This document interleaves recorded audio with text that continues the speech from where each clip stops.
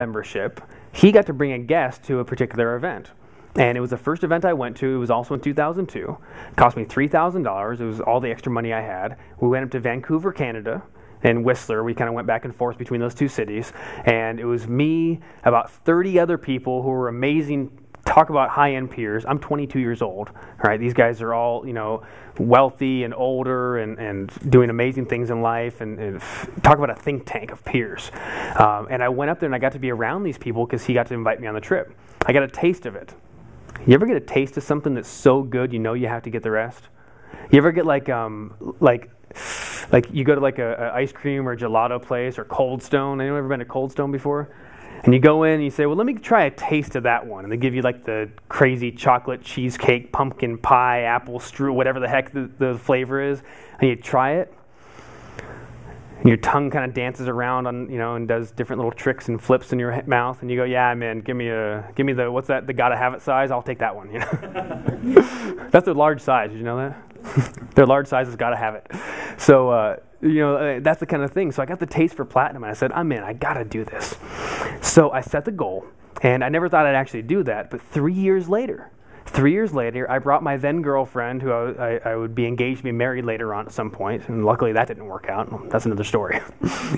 But I brought her to the weekend with Tony because I said, well, I love this. I've done everything. You got to check this out too. We're sitting in the seminar. True story. I couldn't make this up. We're sitting there, and Tony says, so if you want to do our platinum partnership, blah blah blah, go see someone in the hallway and on the break, and you can get the application. And it's not for everybody. Right? But if it's for you, you got to do it and go find out about that. Now, I already knew what was involved. $100,000. It's a lot of money. Almost 2 weeks every single month I took off that year, traveling all of 2006. So I'm sitting there, and my girlfriend leans over, and I said, I really want to do this. Now, it's still tight, right? But now I started to have more financial success because of what Tony had taught me in the previous 3 years. I started to apply the principles. I find that when I apply the principles, it works. I started to have more success, and I thought, man, it's a stretch, but I think I can still do it. I'd have to leverage, and I went out and I talked to the lady and I grabbed the application because that's what I do. I figured out that if I'm going to succeed, I got to always take action, even if I don't know how I'm going to do it. I took action, so I went and I grabbed the application. I grabbed the little flyer and I looked at it, and to this day, mind you, I'll tell you that in a second. So I grabbed the flyer and I grabbed the application and I'm looking at it. And I'm thinking, gosh, what should I do? And I found out that $65,000 minimum, if you had no money, you had to put $15,000 as a down payment. Right? I know. I thought the same thing. And $5,000 a month minimum payment. $15,000 just for the down payment. I'm thinking, like, if the whole thing was $15,000, that's already a stretch, right? A crazy stretch. So $15,000 down, $5,000 a month. Now, I didn't have that much money, but I thought, what am I going to do? What am I going to do? And I'm going to, forget it. Like, this is way too tight, way too crazy. I looked over at my girlfriend. I said, what do you think? I don't know. Should I push myself? Or is it so tight that the universe is telling me that I shouldn't do it now? Is it a message from God saying that it's too much because it's too much? Or is it too much and that means I should step it up? You ever have that quandary? If there's resistance or an obstacle in front of you, does the obstacle mean that you shouldn't be doing it because, hey, clearly the pathway isn't for you? Or does the obstacle mean that you're on your way and that it means that it's time to step up and get over it? I have that kind of argument with myself very often. I just decided that most obstacles are there because I need to jump over them. That's what I do. So I'm sitting there and I ask her, what do you think? And I can't decide what to do. And she looks at me with this kind of snide look. And she'd heard Tony talking earlier. And she said, well, successful people do two things. They make lots of what? And they make them? Quickly. I'm like, damn you, I took you here, But it stuck with me because and she brought that back and she said, that's true. And I said, you know what? You're right. I've wanted to do this. I've put it on my vision board. The opportunity's here. It's tough. It's crazy tight, but I thought, I'm going to do it. I got to. So I went back and I put 2 credit cards and I said, this one here and that one there, and I paid for the down payment. I don't know what else I was going to do. And then I was able to, within 35 days, I paid off the whole thing. I paid off the entire balance within 35 days because, in my opinion, I committed to make it happen. If I hadn't committed to make it happen, I probably wouldn't have gone back to my business and worked as hard as I did. How many follow that? That's right. Hello? So I said, I got to commit to make it happen. So I signed up for the course and I start traveling around the world. We went, like I said, to Tahiti. We went and met F.W. de Klerk in South Africa, who won the Nobel Peace Prize with Nelson Mandela when they were ending apartheid over there. Amazing experience. We started to have the kind of experiences that I could have never had on my own. I was around the peer group that made it happen, right? And I kept on, and I went back to other courses that I had done years before, 3 years, 4 years before, and I went, and guess what I did? I revisited them. Can you believe that? I revisited the things that made it work for me. So I went to Date with Destiny, then I came back and revisited Date with Destiny, then I came back and revisited on the leadership team, which was helping other people go through the course. So for me, that was a major, major component of what started shifting for me, that spaced repetition. The last step, real quick, before we kind of wrap up for a break, the last step was to become a leader. Think about this. Become a leader in your field. Now, I'll explain what I mean by that.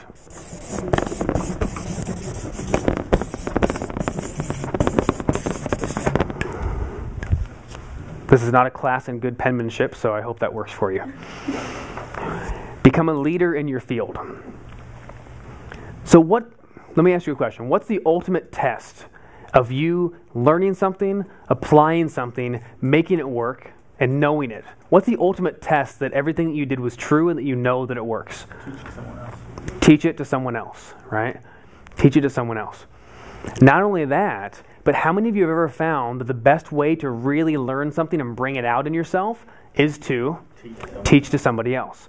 So I'm not saying everyone needs to become a teacher and a leader, but something you want to master, you need to be willing to become a leader in that field. A teacher is another way to say that, a teacher in that field. So I didn't know I was going to do this at the time, but you know what I did? Well, you're all here right now. What am I doing for a living? Teaching. I'm speaking. I'm helping transform lives around the planet wherever I go. What my biggest mission in the world is, how can I transform the entire planet one person at a time?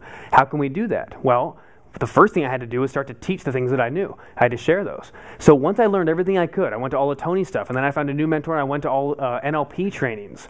Now, NLP is neuro-linguistic programming. It's one of the major technological tools that we use. We'll talk about it during a different meetup a little bit more in detail. But NLP is really what's responsible, what's behind these 5 steps I've been talking about, this sort of technology. And that's what this meetup is for, and that's what this is all about. So I learned everything I could in the field of NLP.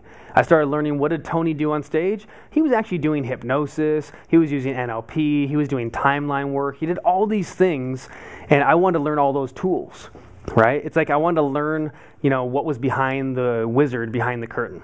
I wanted to learn what made him tick. I wanted to learn what he learned before he started doing what he was doing. So I went and I learned, like I said, what NLP was. And I loved it so much that I thought, I want to do this for a living. I want to share this with as many people as I can. This is the most important tool I've ever found in the entire world. Now, like I said, I've spent now over $200,000 on myself. I've traveled to many different countries to learn. I've immersed myself in training and learning. I've done that. And of all the different things I've learned, the most important thing was this thing called NLP. It was that powerful. Okay? So if you don't know all the details of what it is, just trust me that it's the most powerful technology you can ever learn. It's really all the inner workings behind the scenes of understanding how your brain works, how to program your brain for success, fast, easy, and effectively. So I learned all that. And as soon as I learned it, I wanted to start teaching it. So that brought me to one of my first ever, what we call an Inner Mind Strategies course. It was teaching NLP to people. Now, the first time I ever taught Inner Mind Strategies was in the Gold Coast in Australia. No, it was Melbourne, Australia. I apologize, you guys don't really care, but which city it was. But it was in Australia. And I did it it used to be taught in 7 days. I taught in 4 days. 4 days and nights. It was fairly intense. And one thing I realized, and you may have noticed this if you've ever taught something new that you just learned, I open up the book and there's this big thick manual of all this information, and I go to teach it. I had a huge audience of 4 people. 4 people. A room about this size. There was one table here with one person, one table there with one person, one table back there with one person, and one table there with one person. And there was one person helping me who had been through someone else's NLP courses in Australia, and not mine because I had never run one before. And she said, "I'll help you for the 4 days." And I said, "Thank you." I needed it. So I start to teach, and I knew NLP really well. I had been through, just to give you an idea, I had been through the person I learned NLP from. I'd been through his NLP course. I went back and revisited his course a second time to volunteer. I volunteered a second time for a third total. And then I even co-taught 2 with him. I went back and I taught a few segments. The second one I co-taught, I taught half of it, he taught the other half. So I thought I was getting pretty good, I taught these sections. So now I'm on my own teaching for the very first time. And you know what I learned? You're not good. I sucked. Now, I learned that I didn't know nearly as much as I thought I did. I looked at here's what I found, and see if you relate to this. I found little nuances that I didn't pay attention to, that I didn't really get the first 5 times through, right? Have you ever repeated something and the first time through you got everything that you thought you could get? You go through the second time through for something and something else jumps out at you and you go, oh my God, was it? I've had students say, was this the second time they go through? They'll say, was this even in the original manual? And I'll say, yeah, it was on page 83.